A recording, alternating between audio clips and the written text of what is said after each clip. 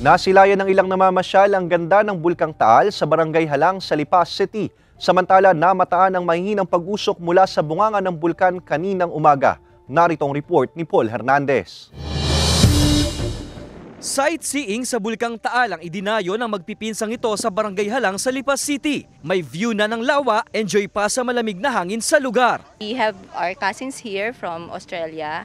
So pinasyal namin sila dito because we want them to see one of our growing tourist spots here in Lipa. Looking from afar, it's good being over here, no, not over there.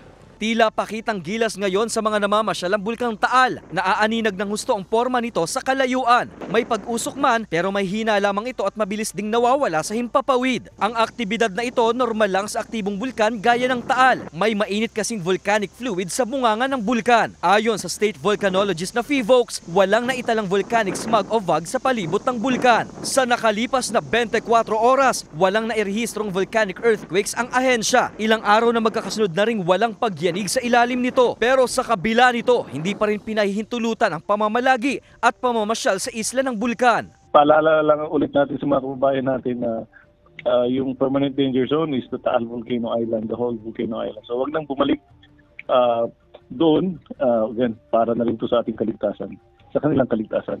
Nakataas pa rin ang alert level 1 sa Bulkang Taal. Kasama si Buhay Adante Jr., Paul Hernandez, Balitang Southern Tagalog.